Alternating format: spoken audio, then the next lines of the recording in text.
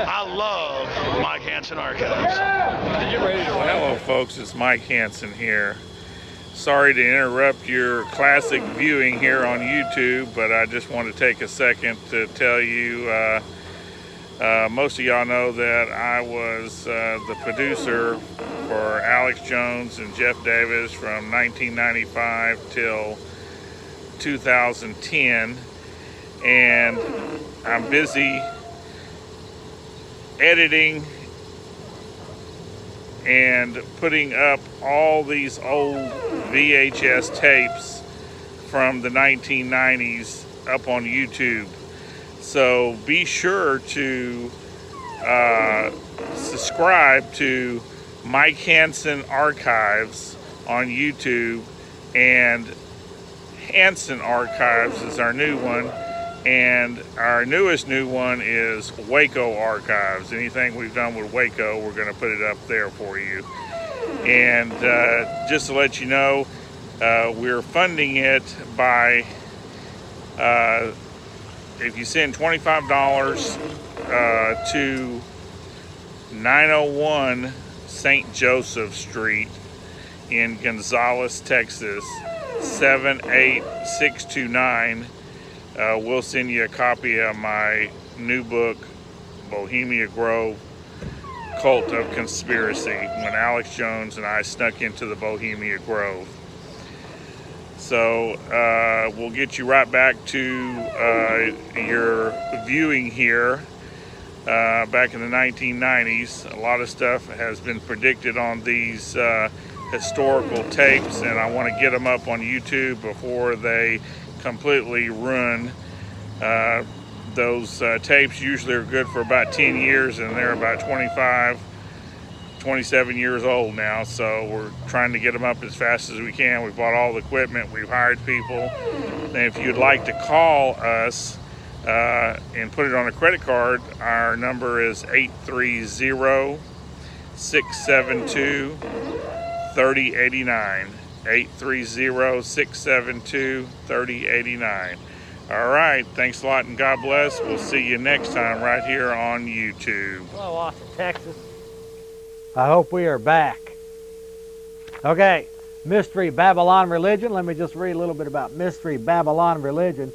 Now, folks, you're largely not going to hear any of this information in the so-called mainstream. They're going to tell you that these little small-time religious operations are the dangerous ones. They're not going to tell you about the real wolves in sheep's clothing out there ready to devour you, that's killed umpteen millions just a few centuries back. The Inquisition, by the way, which was organized by the Catholic Church. Now, this doesn't mean just the Catholic Church is corrupt and wicked.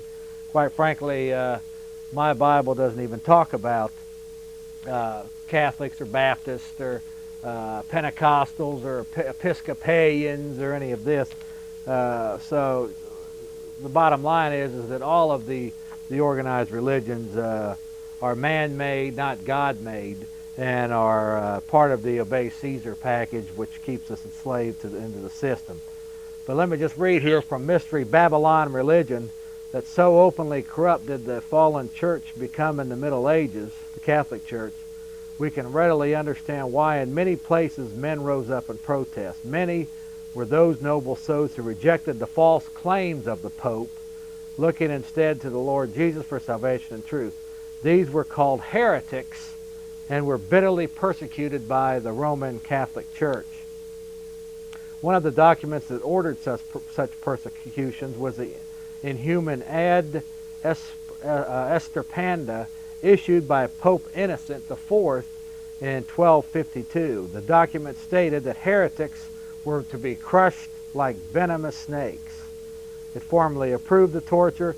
Civil authorities were ordered to burn heretics.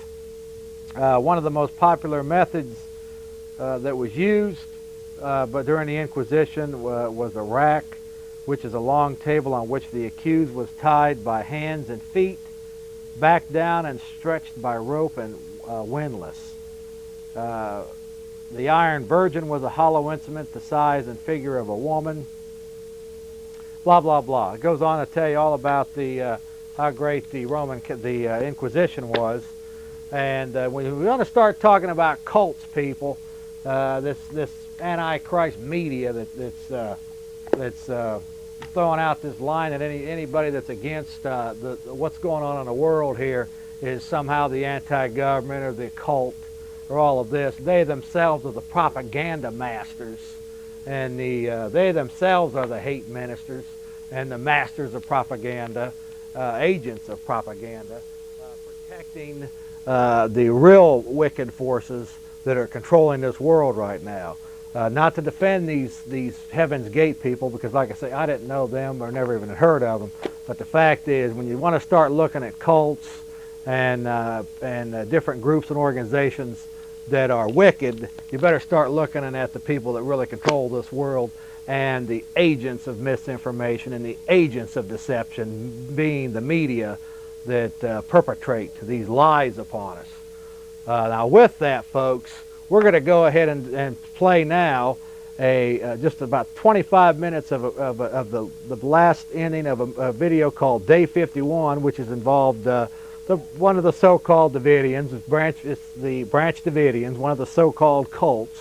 And if you watch it closely, folks, because you will see the media machine in place as it attempted through day one to they were molesting kids. Day two, that's not bad enough. They had drugs in there. Day three, they had guns in there. Day four, when the agents of deception perpetrated their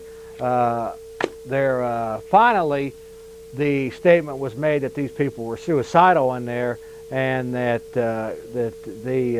they all burned themselves to the ground. Now, with this latest incident with the 39 members in California, they're stating that that's the largest suicide in America. So if that's the case, then of course that would mean that the Davidians, they're saying to you that the Davidians did not kill themselves, which ultimately means they were murdered. So with that, we're going to go with Day 51 and watch the whores in the media, the masters of deception, the agents of deception, propagate their tale on Waco, on the Waco situation a little over 3.5 years ago. Day 51, about 20 minutes. We'll be back with some more phone calls. They should have known that most of the guns were in Austin with Paul Fata. The ATF had an undercover house across the street, 100 yards away from the front door of Mount Carmel Center. They had that place under surveillance 24 hours a day, every day, for weeks prior to the February 28th raid. And they had to be aware of the fact that Paul was working these gun shows. And it seems to me, unless they're completely ignorant of reality, they ought to have been able to see from 100 yards away Paul leaving to go to this gun show. And after weeks of surveillance, and several of these shows should have figured out that the vast majority of those weapons would not have even been there. Guns may not have been the only thing the ATF was looking for. Jeff Little was an analyst, a computer analyst for Yamaha of America's headquarters in Buena Park, California. And Branch Davidians Jeff Little and Wayne Martin had been conducting their own investigation of the ATF using computers located inside Mount Carmel. I think that the possibilities for Jeff Little and Wayne Martin to have been able to tap into information concerning the ATF or any other part of the federal government would be very high. I saw some information. They were collecting information on all of the ATF activities over those last several years. In April of 1991, after Operation Desert Storm, Marine Corps fast sea lift vessels returned to Port Arthur, Texas. A ship's officer, who refused an interview and does not wish to be identified, says that his ship's cargo hold was full of helicopters. Concealed inside the helicopters were thousands of weapons confiscated from captured Iraqi soldiers. These helicopters, with the weapons inside, were then loaded onto flatbed rail cars and shipped to Fort Sill, Oklahoma. It is believed that these firearms are intended for distribution to American street gangs, which are currently being converted by police agencies into law enforcement units. The weapons, of course, would not be traceable. These gangs, working with the ATF, will be used to enter civilian homes to confiscate weapons. Is it possible that Jeff Little and Wayne Martin accessed classified government computer files through a back door and had obtained this information? Yeah, I think that it's very possible that there could have been some kind of information that they had on the computer inside the building there that was information the ATF did not want to get out, and I think they seem to be awfully anxious to get into that one window that everyone saw them going into, and there's a possibility that it might have been something besides guns they were after.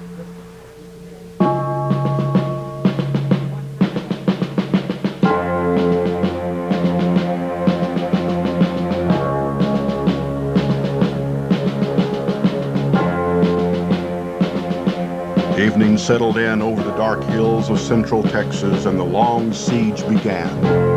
51 days of terror, 51 days of darkness and hope and frustration, and all of America lived through it.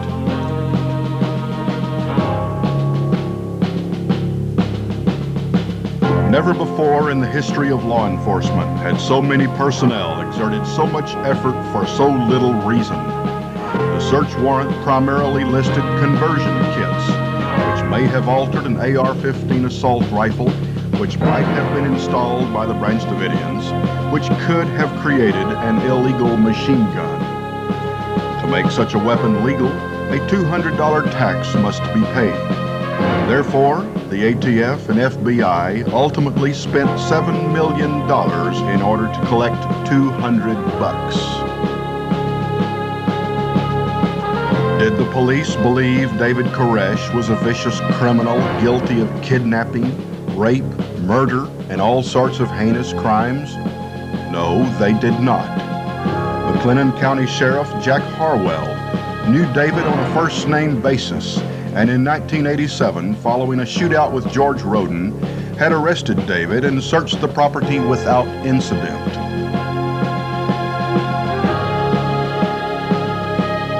Americans everywhere sat in the comfort of their homes and watched the drama unfold. They witnessed the trampling of the Constitution and the Bill of Rights. Those who seek to control guns will also try to control people. Those who control the masses care not for the lives of innocent men, women, and children. The standoff at Mount Carmel gradually evolved into a surreal cosmic struggle between good and evil, freedom and slavery, free will and tyranny.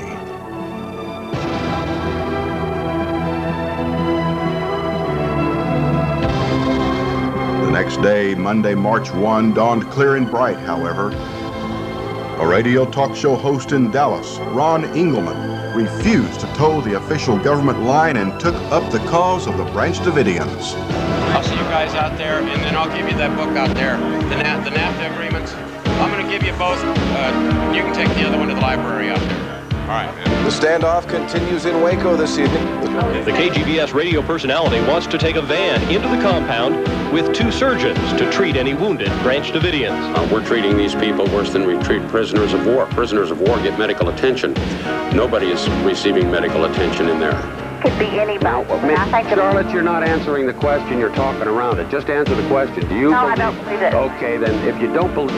Why did they kill Randy Weaver's wife? Why did they kill Randy Weaver's 14-year-old son by shooting him in the back 4 times? Our government has run amok. The FBI, and particularly the ATF, that's the problem. The first article they wrote says in the article they have a 50 caliber machine gun. Well, they've never been able to find that 50 caliber machine gun. I'm just saying what the ATF did was illegal. Why are they coming into our state the way they're coming in here and just acting like a bunch of renegades? The entire Branch Davidians were hostages of the ATF. They didn't surrender. They were leaving their homes when they left. Ron Engelman was outraged over the attack on this peaceful religious commune. The siege was underway and Ron wanted to help. Monday morning, I decided I'm going to tear them a new ass, the ATF. I go to work Monday morning. On my way to work, I'm listening to... His position on the ATF stirred up a lively debate, and Ron Engelman became the target of much criticism from the establishment press. And we were critical of Ron that we didn't think he should get involved in that part of the process, that he could have caused set David Koresh off in some way or another. We don't know. Throughout that first Sunday evening, some of the Branch Davidian children were sent out in exchange for the FBI allowing a message from David Koresh to be broadcast over Dallas station KRLD. My Father, my God, who sits on the throne in heaven, has given me a book of 7 seals. In Revelation 10, verse 7 of this sealed book, the mystery of God is to be finished. David Koresh believed, as do all of the Branch Davidians to this day, that they were at the 5th seal. And the 5th seal meant that there was going to be something was going to happen to those that believe in God. At that night, as he was able to broadcast and give messages over the radio, in order for him to do that, he would have to force 2 or 3 children to leave their home, to leave their parents and go into the custody of the same people that had just killed a number of those inside, had wounded a number of those inside, had terrorized everyone inside, and had now had the place surrounded. And these little children were forced to leave their home and go into the hands of those people. I don't know if I would allow my child to do that. On day 3 of the siege, Tuesday, March the 2nd, David Koresh sent a tape out with Catherine Madison. The agreement was they would all come out if the tape, a 58-minute sermon, was broadcast on radio stations during prime time. They were supposed to play the tape at prime time. Now that could have meant 2 different things. Prime time or drive time on radio would be like from 4 to 6 in the evening. Prime time on television would be like from 7 o'clock till 10 o'clock or 8 o'clock till 11 o'clock. And that's when they wanted the tape played. The tape was actually played at 1:30 in the afternoon, and there's every possibility in the world that they were not listening to the tape or listening to the radio when the tape was played, and therefore never knew that the tape was played. That may be one of the reasons they didn't come out. The Branch Davidians did not leave Mount Carmel following the broadcast of David Koresh's sermon. The FBI said that David had lied to them. But later, Sheila Martin told us the actual reason for not coming out. That's one of the reasons David stayed in. He knew that the land would become ours, free and clear. My understanding is... On or about March the 22nd, 1988, a Waco judge issued a verbal order that the Branch Davidians must occupy the 77-acre plot of land continuously for a period of 5 years. Then it would become legally theirs. The 5-year period would not expire for another 20 days. Inside Mount Carmel were about 100 people. They represented a diverse racial and cultural mix of nationalities, but were all there for one purpose only, to study the Bible. We were trying to live in the community like the early apostles did. You know, sharing all things, having things in common. That's why we live together as a family, you know. Like Christ said to the people of his day, who are my brothers and my sisters and my mother? These that are with me, that follow me and do what I say. Their leader, of course, was David Koresh. Contrary to what the FBI told us, David never claimed to be Jesus Christ. The people inside Mount Carmel followed him because they believed he was a prophet and had great skill in teaching the Bible. We liked being there. When he had the long studies, it was because we were just having fun. And the long studies were just something that was a combination of a lot of things. It wasn't that we sat there all the time. And we would have breaks. We'd go off and check on the children and see what things we were going to fix for breakfast. And then we'd come back and, you know, just normal things. It just appeared to people. But when you like something, you're going to sit there and you don't mind. And many a time it would be 1 o'clock or 2 o'clock in the morning. He'd say, you know, it's getting late. And we'd say, no, that's all right. And he would take us on such a high level that I couldn't follow him. I like the scientific, you know, anything scientific. He went into things about space, things about just anything. He had every subject there was. And I mean, he could give you knowledge about it like you would never learn anywhere else. Vernon Howell thinks he's the Lamb of God, when all he is a chief thug who interprets the Bible through Whatever you may think of David Koresh, just remember that your opinion was established by the FBI, which had a tremendous stake in villainizing him. The persons who follow true religion follow a message, a ministry. Persons who follow a cultic leader follow a man, a messenger, a person.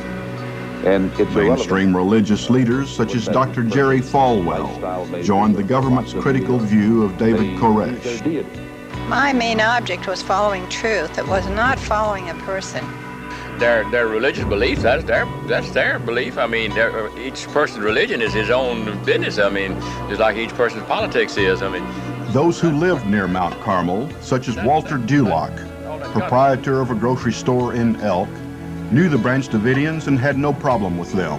yeah, there's one guy, this fellow Woodrow Kendrick, that they got charged with murder.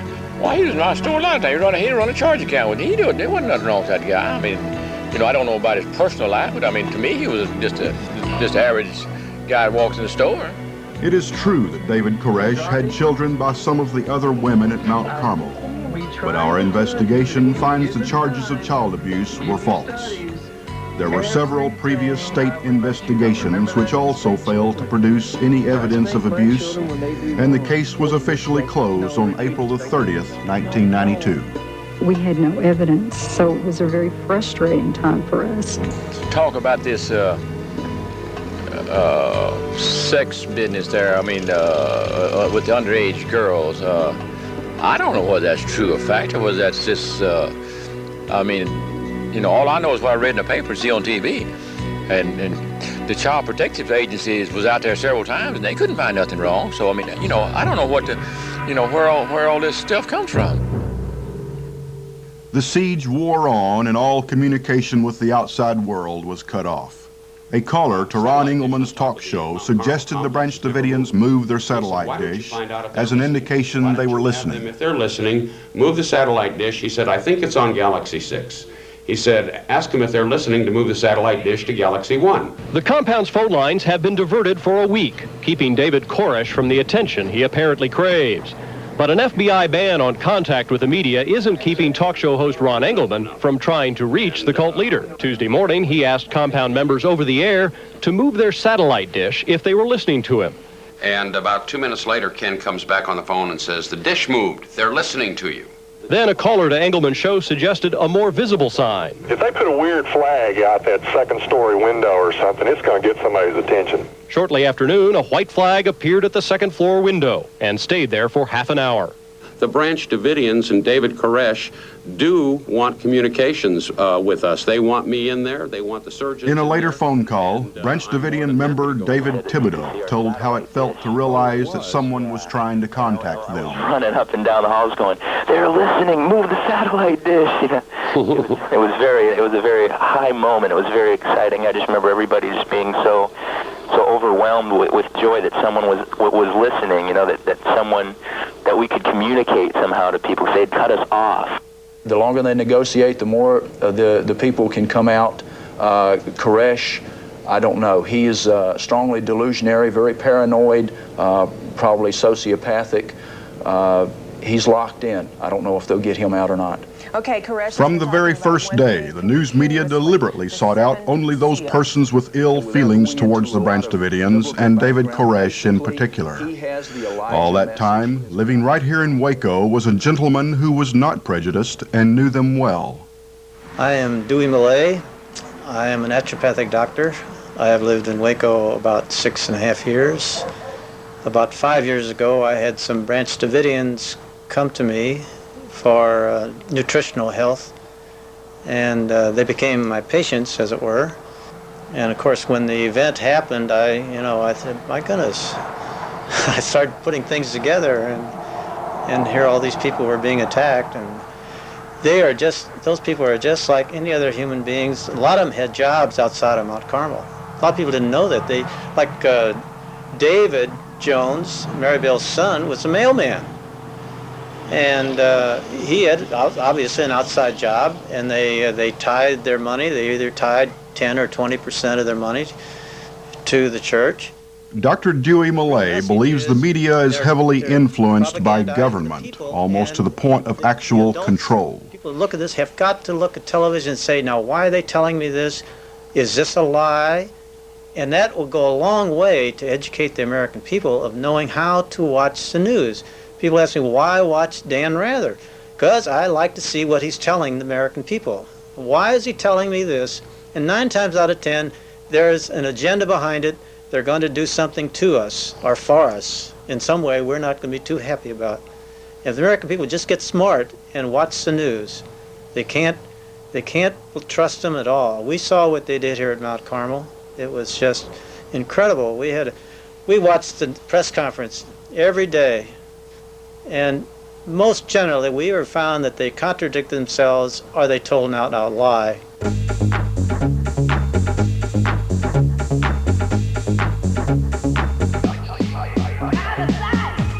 ATF agents attempted to arrest the head of the cult, a 33-year-old man who claims to be Christ. He's been described as a beer-drinking guitar player with 15 wives. He claims to be Jesus Christ. They have homemade explosives, semi-automatic and automatic weapons, hand grenades, grease guns. One of the latest reports we had was that there was nitroglycerin in ponds. There would be absolutely no reason in the world to keep nitroglycerin down there. It's ridiculous. I'd be careful about just filling air when there's really nothing to say, so you start using rumors. I imagine if they hadn't taken what was given, they'd have had nothing to say. The FBI had taken control of this scene, and media was told to pack up and move several miles away to the roadblock and out of sight of the Davidian compound.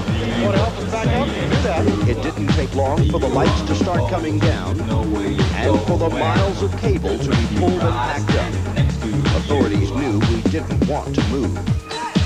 The FBI said news reporters were moved back out of concern for their safety. What about safety for this cameraman during the race riot at the Dallas Cowboys victory parade? Who's concerned for the safety of this news crew in Palestine's West Bank or this recent student uprising in Paris? How about the news crew shooting this little New World Order police action? Aren't they in danger of being shot at? No apparent concern for their safety. The excuse given by the FBI at Mount Carmel as to concern for the reporters' safety was an insult to the intelligence of the American people. The Communist Chinese government did the same thing shortly before the massacre at Tiananmen Square. In one of the interviews with the Chinese people over in Tiananmen Square after it happened, one lady was just sobbing and saying, what could we do? They had all the guns. What could anybody do? There were tens of thousands, hundreds of thousands of people out there. And when the government rolled in the tanks, it was all over. They didn't care whether they killed those people or not. They ran all the reporters out so there wouldn't be any witnesses. Same thing that they did down in Waco. In other parts of China, all they knew was what the government was telling them. They had heard that these people in Tiananmen Square were a bunch of bad people, a bunch of revolutionaries. And as far as they knew, the government did the right thing. We were moved back 2 miles, and I think the media should have protested that there should have been some eyes up closer. And I said this from the early beginning, that, okay, maybe they want us back there for our own safety. But, you know, when we hired out in this job, most of us hired out and knew that we're going to be facing dangerous situations from time to time. And that's our call. Although Phil Record denies any government media control, the report of the Waco Task Force published by the Society of Professional Journalists shows that FBI agent Jeff Jamar reminded radio station KRLD that he represents the government, which licenses broadcast stations. A license is permission from the government to do something that would otherwise be illegal. Bob Boaz is a Christian educator and professional media observer. The federal government's in a position to control the flow of information in this country in a way that has never existed on the face of this earth, and it's done through federal regulatory agencies. The Federal Communication Commission does control what goes out over the airways, both on radio and television. There have been instances of radio stations burning up, of licenses not being renewed, of radio stations and television stations being audited by the IRS to the point they couldn't conduct their business. And anyone in that business, I'm not in it, but I'm not stupid either. And anyone in that business that knows that if they go against government policy, Washington, D.C. policy, they're going to be in trouble. As the stressors are continually applied to him, he does seem to retreat more and more. We are concerned that he's perhaps going through a mental decompensation and that he is, in fact, becoming more delusional. 1 month after the deadly raid, agents moved closer to the compound, but not to a resolution. Agents say Koresh has prearranged suicide pacts with followers. The same thing happened at Jonestown in Guyana in 1978. He has to be slain, and there has to be a sufficient number of martyrs. Those of his followers also have to be slain. During the siege at Mount Carmel, FBI agents made repeated references to Jonestown, instilling the idea of mass suicide in the minds of the American public. Anti-cult propaganda never changes. The medium may change, but the kinds of things that are said about... Author and researcher Mac White notes that Jim Jones and David Koresh were both targets of the same accusations.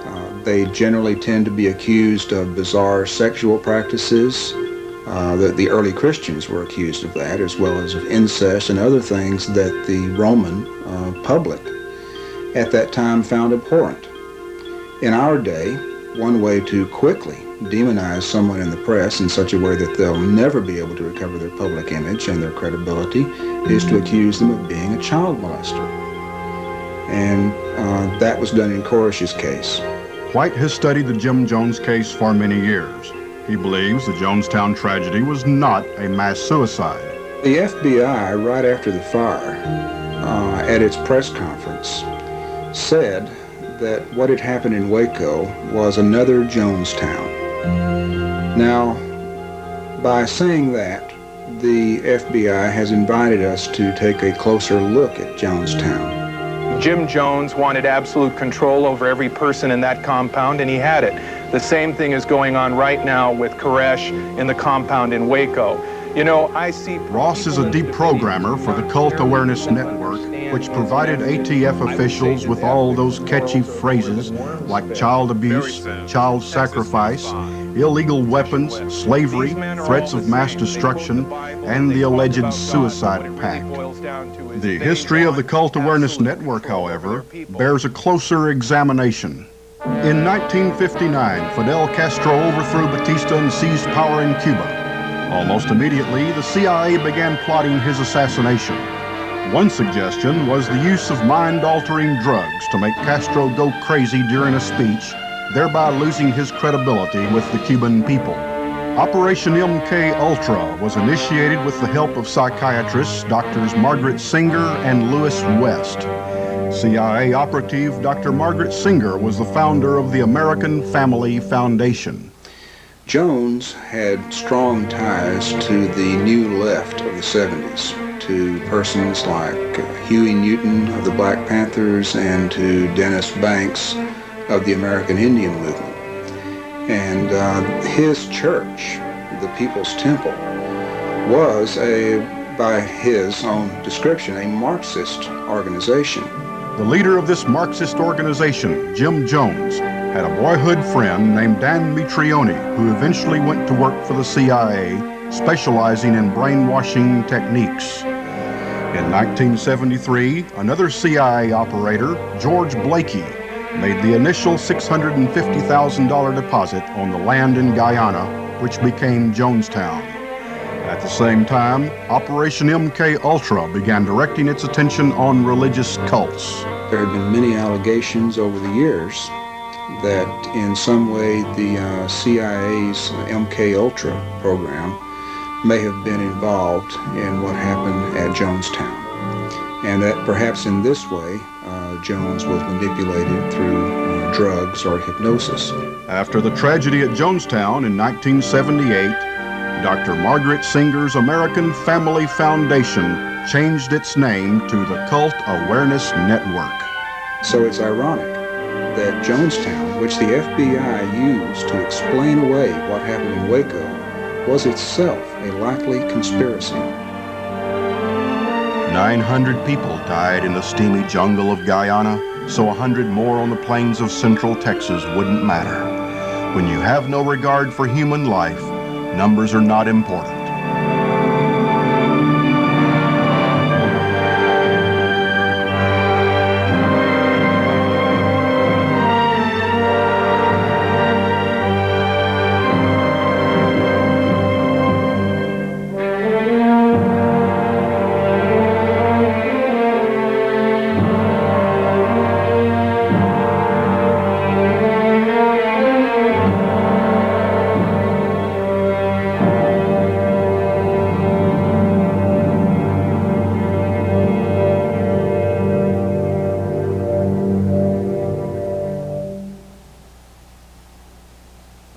I happened to be over at the Brittany Hotel. I was seeing Catherine Madison, Branch Davidian, and after I was through visiting with her, I was downstairs talking to Rita Riddle, and the phone rang, and it was Derek Lovelock saying that he had been released from the county jail, and would somebody come get him. Derek made it pretty clear in his mind that the people that were back there, none of those survived. They were on the east side away from the camera. And there are some rumors and reports about people seeing things that went on there. We don't know how accurate that is. Yeah, well, we do know that the live footage from April 19th from all the major networks did, in fact, they stated that they saw 25 to 30 survivors, and this was in fact confirmed. What we know is on the flip side that there are between 25 and 30 survivors. We have several witnesses that say that they saw 25 to 30 people exiting out these double doors in this cafeteria. One of the people that survived the fire and is currently under indictment says that he came out that door with Jimmy Riddle that day to escape the fire, and that these people were gunned down in cold blood as they tried to escape. I believe from what we hear, the rumors we hear, that obviously they didn't go back in the fire of their own choice, and they didn't come out of the fire, so something had to happen to them, and yeah, I think they were murdered. Nobody wants to admit that their government could possibly be guilty of such a thing, but based on what I've found out here over the past 5 months, I have no choice but to say that they were. You listened to his music for 20 years. I still listen to it. He's been fighting for our right to keep and bear arms as long as he's had a handgun since he was a kid. Ted Nugent.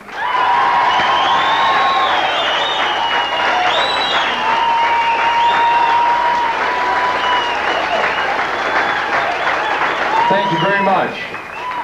You noticed. Well, I'm going to just make a simple statement here, because it's so simple, it's stupid. Even though he disagrees with David Koresh's motives, rock and roller Ted Nugent has a definite idea about the government's actions. There are many innocent civilians dead because the ATF abused their powers, got the wrong address, searched with faulty warrants. I know this stuff. It's been documented. Where is this investigation? I'd be willing to let Bill get by with Whitewater for a while till we find out who the murderers are in our government. And that's what's happening. The ATF, even the FBI, the IRS, these people work for us. They are responsible to the American people. They are not being responsible to the American people, and I am deeply saddened. I am hurt. The bottom line is the good people are an asset to America. Leave us alone.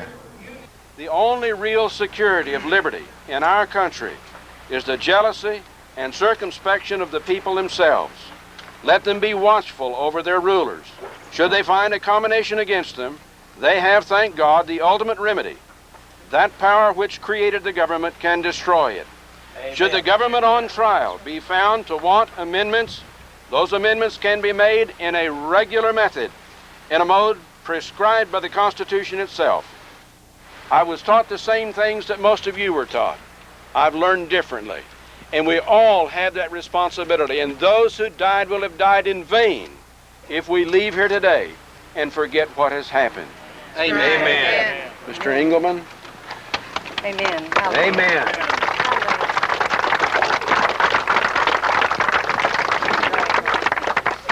I'd like now to read the names of all of those that lost their lives here during that 51 days. Cyrus Howell, David Koresh, Rachel Howell, Star Howell, Sherry Jewell, David Jones, Perry Jones, Michelle Jones, Serenity C. Jones, Bobby Lane Koresh, Steve Schneider, Judy Schneider, Mayana Schneider, Sonia Murray, Douglas Wayne Martin, Wayne Martin Jr., Anita Martin, Sheila Renee Martin, Lisa Martin, Floyd Houtman, Peter Gent, John McBee, Peter Hipsman, Ulrich Bennett Sonobi, Beverly Elliott, Floricita Sonobi, Susan Benta, Lisa Sherry Doyle, Pablo Cohen, Raymond Friesen, Kathy Andrade, Jennifer Andrade, Chanel Andrade, Mike Schroeder, Sandra Hardile. The following names we don't have the last names of: Stone, Sonia, Rebecca, Dabo, and a pair of unnamed twins.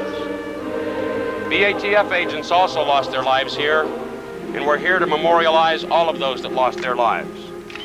The following BATF agents: Stephen Willis, Robert J. Williams, Conway LeBeau, Todd McKenna. Now I think we'd like to spend about a minute just in silent prayer, if you don't mind.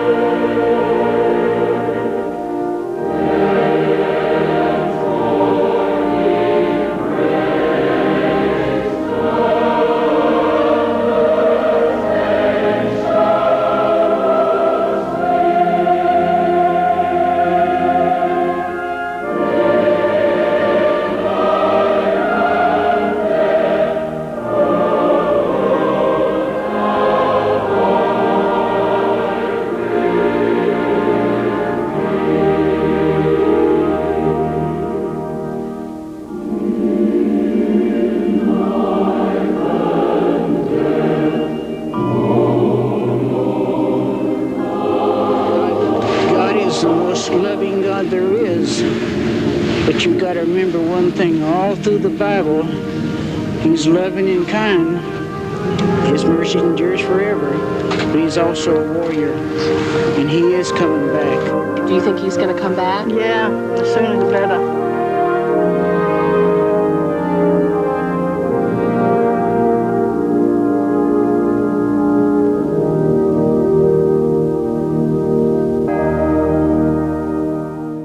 Folks, this is Mike Hanson here on Mike Hanson Archives on YouTube and here on my Facebook, and we're here at the 25th anniversary of the memorial service here in Waco, Texas, and we got Clive Doyle here.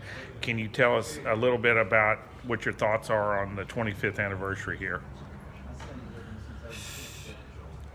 It's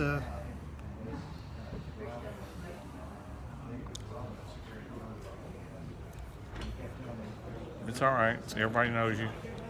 It's kind of hard. My daughter just died. Now, that's what I heard. And we didn't put it out on the internet because we were asked not to. This is the first time people out here on my... A lot of them don't.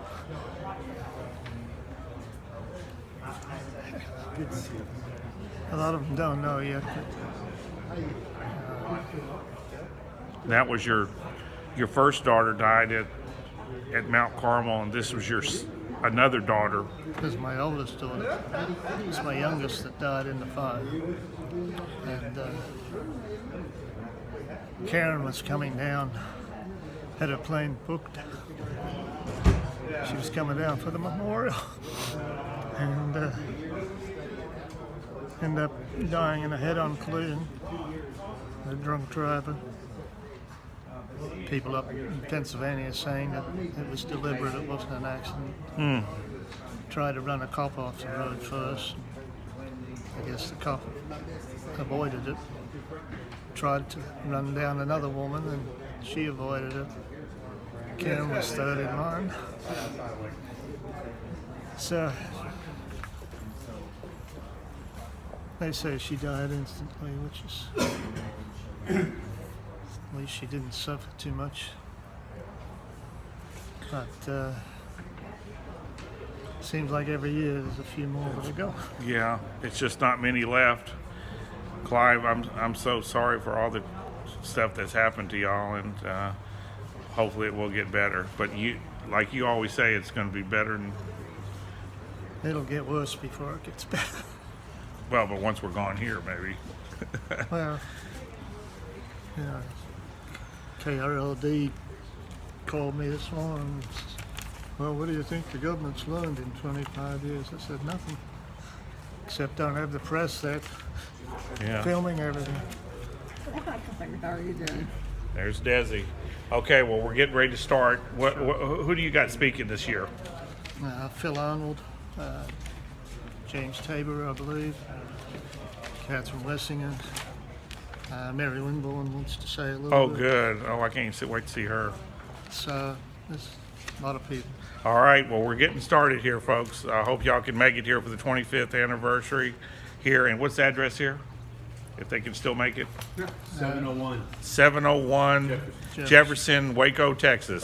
Hope to see you here, folks. Okay, hi, Sheila. How you doing? Hi. 25th anniversary of what happened. How are you? Yes, fine. Right thank here. you. Tell them to come on down. They still got Yes. time. It's yes, live. It's still time. Yeah. Okay. Good What do you morning. think How are about you? the 25th anniversary, real quick, before we go Sorry in? that it's still 25 years. I'm sorry that it's still taking so long. We want to get home. We want God to come and change all this. Amen. We don't have to think about Absolutely. people being dead. Yes, you know. and look at all this food you brought. Yes. Well, You thank got you. everything?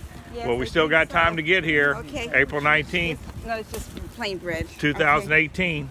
Okay. What time is food? 12:30, quarter one, whatever, 1 o'clock. Okay. All right, come Okay. on, park your car and come on in. All right, then. All right, Thank you. thank Okay, you. bye-bye All right, now. folks. Hello, Austin, Texas. We're back, and I hope you enjoyed the video. And what we're going to do is,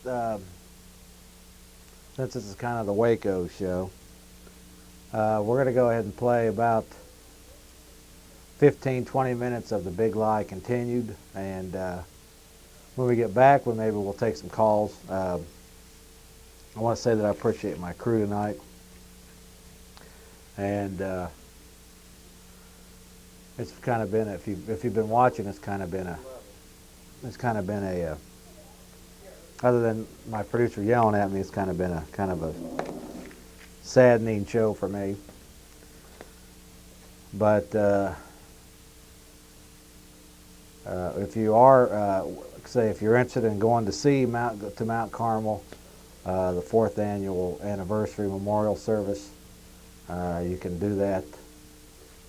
The Jeff Davis Show is sponsoring in part a bus charter service to Mount Carmel, April 19th. It's a Saturday. And please come up and join us, and we'll have a good time. We'll be back by about 3 or 4 p.m. on that Saturday, and we'll go up and meet many of the people that lost their loved ones, and should be an interesting experience. Well, I want to thank Brent Johnson. He is with the Freedom Foundation, Freedom Bound. He joined us earlier this evening, from Baker City, Oregon. He called in, and you can, if you're interested, he's basically kind of into the sovereignty movement, kind of the common law type way to escape some of the things that are happening to us. And if you're interested in that, its number is 1-888-385-FREE. That's FREE, 1-888-385-3733. And Brett Johnson, he's the director of Freedom Bound. His address is 2101 Main Street, Unit 18, 1776, 181776, Baker City, Oregon, 97814. And there's his number if you're interested in getting any information concerning the Freedom Bound organization. Brett Johnson joined us earlier tonight. and kind of an interesting fellow. And just call the comment line at 370-9558, and his toll-free number will be on the comment line. Well, go ahead and take a quick call real quick. You're on the air, caller. Hello.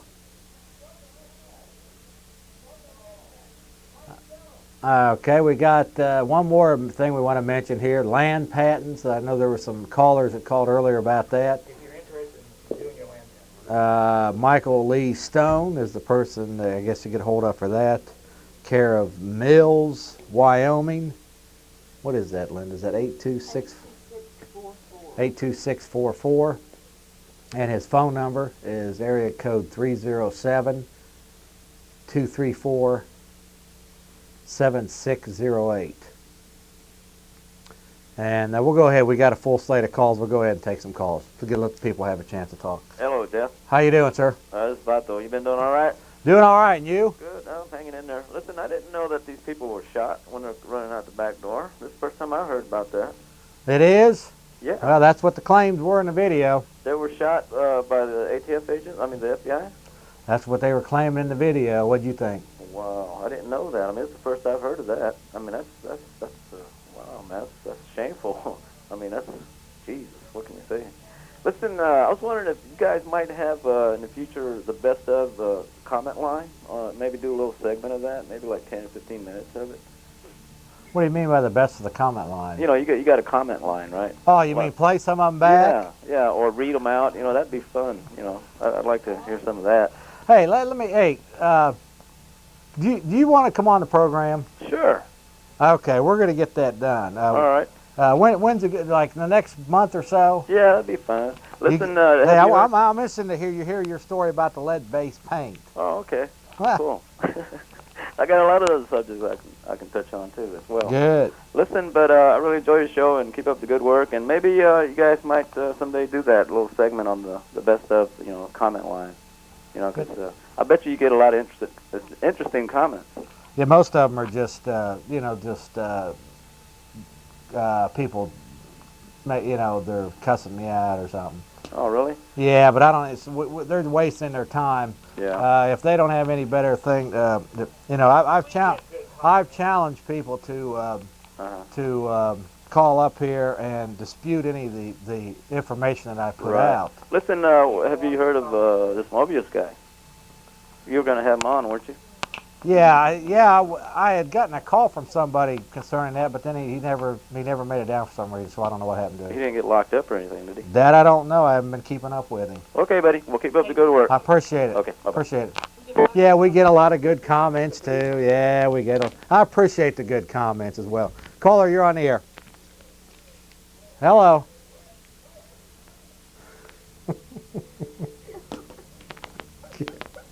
Hello, caller.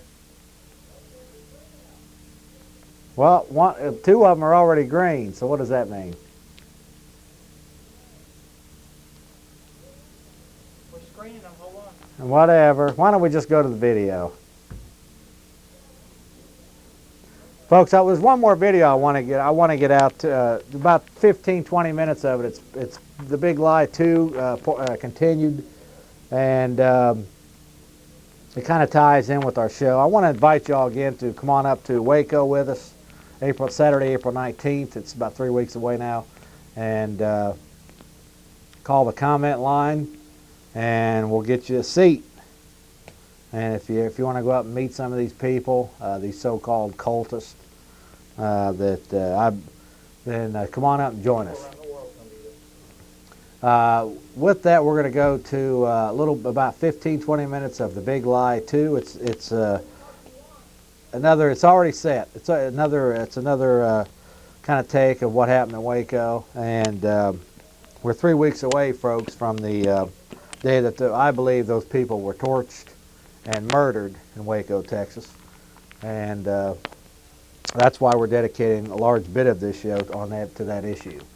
Again, I want to thank my crew. I want to thank the callers, and well, we have some calls. You're on the air, caller. Hey, how's it going? Good, and you? Good. You need to get this guy running for mayor on your show, Ted Kircher. Okay. patriot, conservative, smart-minded, non-wacko, as far as big government guy. He's running for office. The mayor's not getting much press. Yeah, that would. How do you get a hold of him? He's got a web page. He's in the phone book. Ted Kircher, Kircher. He's got a web page at http://readthis.com, capital R and a T, readthis.com/Ted for Mayor, capital T, the number 4, Mayor, M-A-Y-O-R. Does he have a phone number? It's on the web page. Okay. He's got an email address. Do you know him personally? I'm a campaign advisor for him. Could you or somebody call that comment line? Sure will. Have them call the comment line, because we are scheduled to have Ray Blanchette, John Johnson, and now is his name Ted Kirchner? Ted Kircher. Yeah, have him give us have somebody give us a call on the comment line, and we'll certainly, if he wants to do it, we'll put him on. Cool, man. Take care. Thanks. Next caller, you're on the air. Let's get this other caller here that's been sitting here. Okay. Go to the Waco, the Big Lie, Part 2. We'll be back in about 15, 20 minutes, folks. House would be able to run to the safety of the bunker to escape the deadly gas and flames. Autopsies showed that many children died of blunt trauma.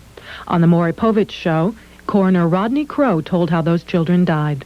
3 children had blunt force trauma, but it was from the falling concrete in the bunker that fell on them. There's an opening in the top of the bunker, 8 feet approximately in diameter, and large chunks of concrete fell on these people. 21 of them died of gunshot wounds, and the rest died of smoke inhalation and, of course, suffocation due to being buried in debris when the bunker collapsed. So now we know why the Treasury Department, the White House, and ATF and Department of Justice were so desperately lying to us all along. We were told every day that this raid, the gassing, the attack on the house, and the destruction of evidence had all been because of concerns for the children. We had concerns for the children. The big lie continues. The ATF is under the direct control of the Treasury Department. As head of the Treasury Department, Lloyd Benson would be ultimately responsible for any wrongdoing by ATF. Yet it was Benson who chose the so-called independent investigators.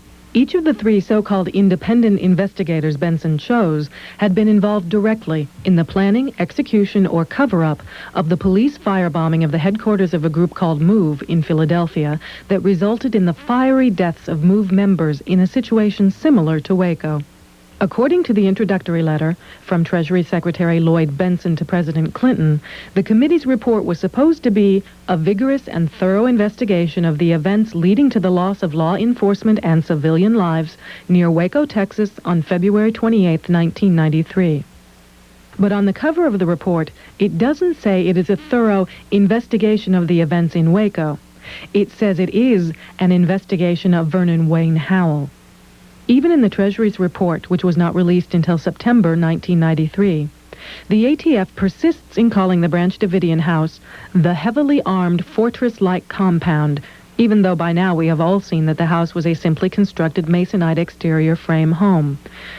And on page 3, it begins, "in memory of," and then names each of the deceased ATF agents. There doesn't seem to be any question of whether this was going to be an independent or vigorous and thorough investigation of the events on February 28, 1993. The overall perspective for the raid was spelled out in an internal Treasury Department memorandum from Christopher Kyler, Assistant Treasury Secretary for Enforcement, to Mike Langan before the raid, in which Kyler matter-of-factly says that the agents will be raiding a Branch Davidian Seventh-day Adventist church. It doesn't get any plainer than this. They've spelled it out for us. The government set out to conduct a military assault on a church.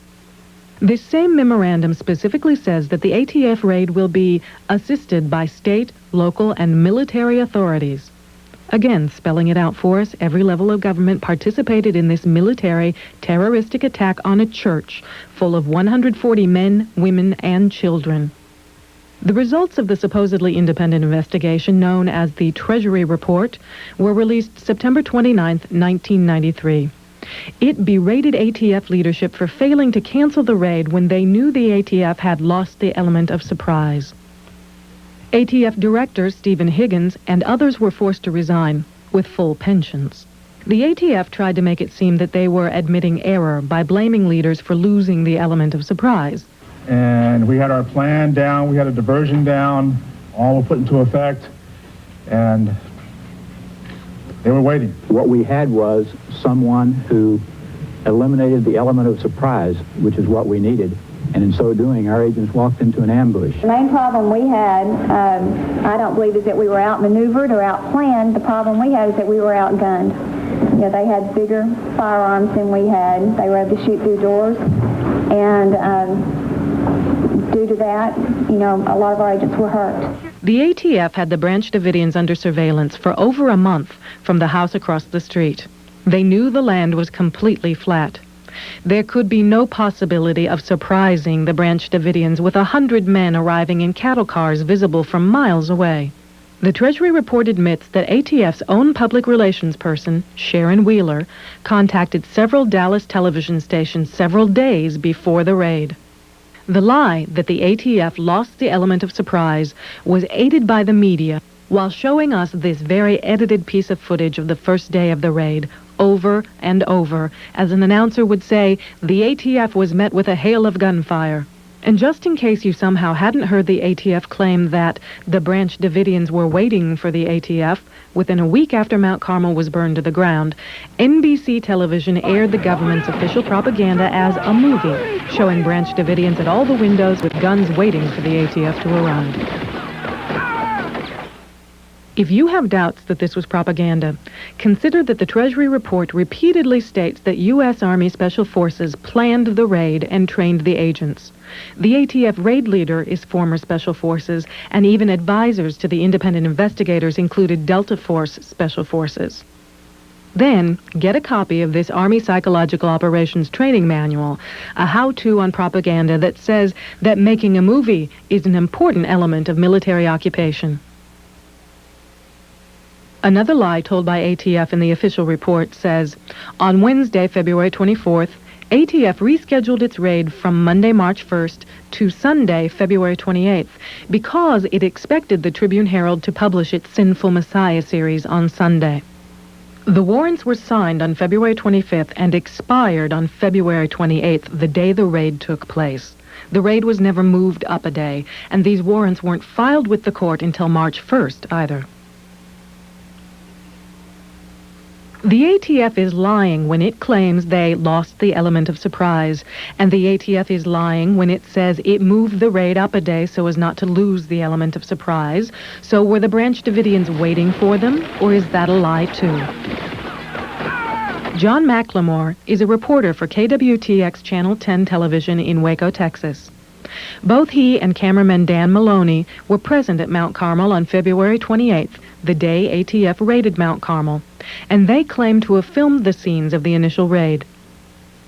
In one of the first Associated Press newspaper reports that came across the wire services on February 28th, John McLemore is quoted as saying, "They came right in, parked right by the front door, and made a frontal assault on the building." Another article across the AP wires on February 28th said that, according to witnesses, federal agents hid in livestock trailers as they drove up to the compound. As 3 National Guard helicopters approached, the 100 law officers stormed the main home, throwing concussion grenades and screaming, "Come out!" There is no mention of any barrage of gunfire from the Branch Davidians in these first reports. And in actuality, the Branch Davidians reacted the way any American would react when his home was broken into by armed terrorists. They first called the police. They dialed 911. 911, what's your emergency? There are men, 75 men around our building shooting at us. Just a moment. In the tape recordings of these conversations, we can hear the fear and distress of Wayne Martin as he says, "Yeah, tell them there are children and women in here and to call it off." Brad Branch, a Davidian who was also interviewed by phone, described it this way. When they jumped out, David opened the door and put his hand out and says, "Now hold on, we have women and children in here," and bullets started hitting the door and all through the foyer, and that's when we slammed the door. The Treasury report also says Koresh appeared at the front door and yelled, "What's going on?" From that statement in the report, we have an admission by ATF that Koresh came to the door. The Treasury report next claims that the agents identified themselves.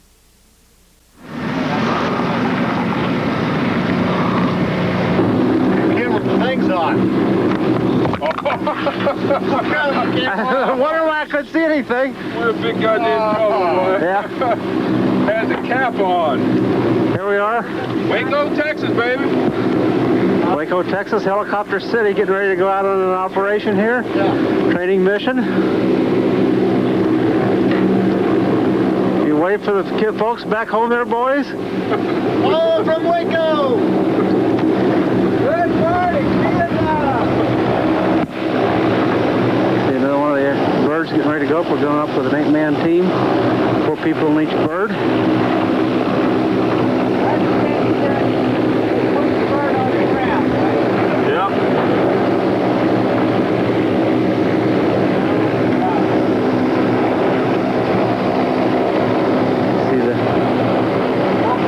Triage tents.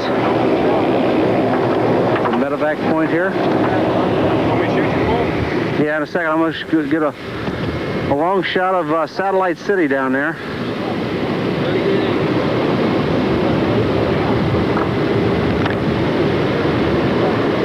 There they are. Boys getting ready to go.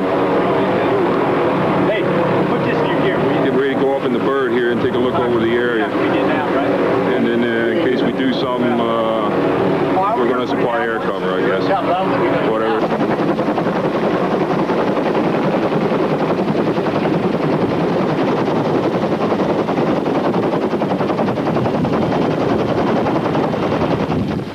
Was the FBI posture one of concern for the children? We found this candid interview with an FBI agent the morning of the fire particularly insightful. Quite a specimen, I tell you. I just, in all my years involved with SWAT, I've never seen a gentleman like this that I've learned so much from in just the short time I've been around him. It's just awesome is about the only word to describe him. Honed to a fine edge, honed to kill. The techniques used on the Branch Davidians are well-known brainwashing techniques.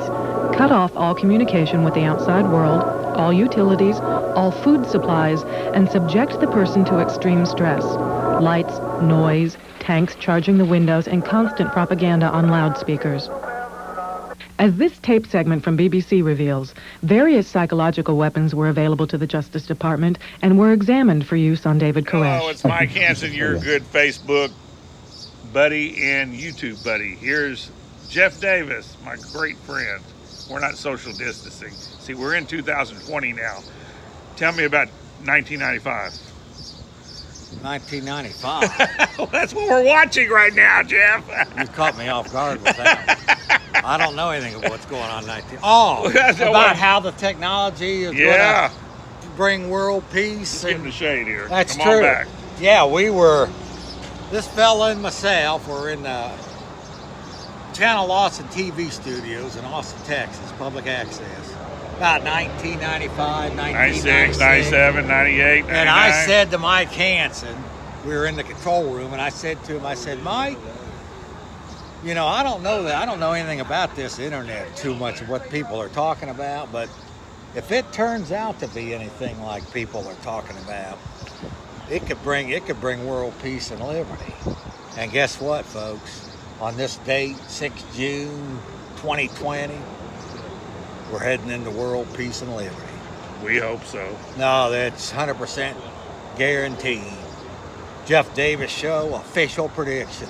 And as you know, Mike, Jeff Davis Show has been deadly accurate on predictions. Great callings, Orwellian police states, Fed bank fleecing.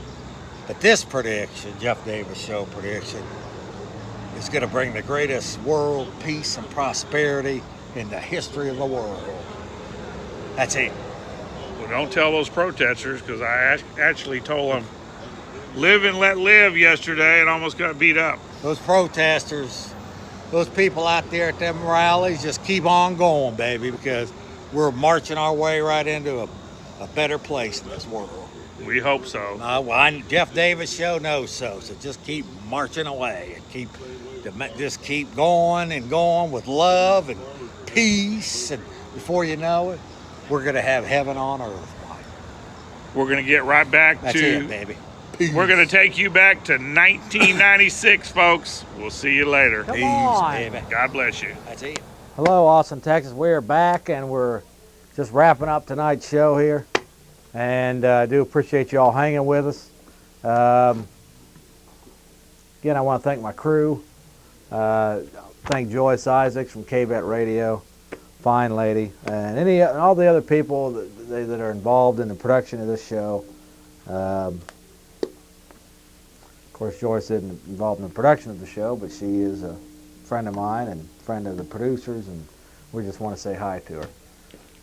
And people over there at KBET Radio. With that, folks, we're going to go ahead and play a final little piece. So again, I want to encourage you to come up to Waco with us. We do have seats available. And April the 15th, we're scheduled to be, myself and Sheila Martin are scheduled to be on Joyce's show, KBET Radio, 1300 AM, from 10 a.m. till 12 o'clock, till 12 noon. And she's there every day for you.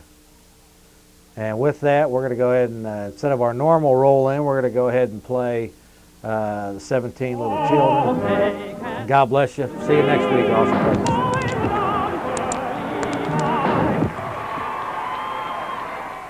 Preserve, protect, and defend the Constitution of the United States. So help me God. Congratulations.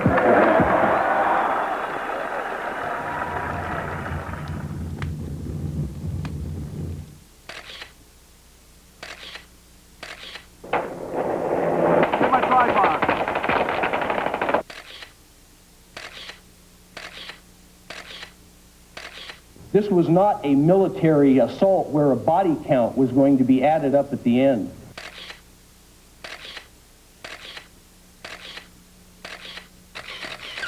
Get that camera out of here! Get out of here! I need help! I am! Move! Go!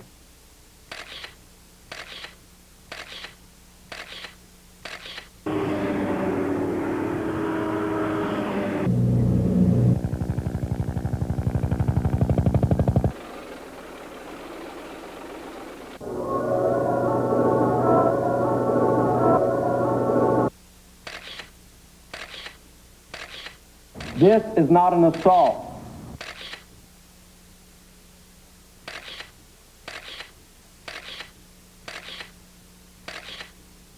We have got to remember who these people were, what violence they had committed, and understand it in that context.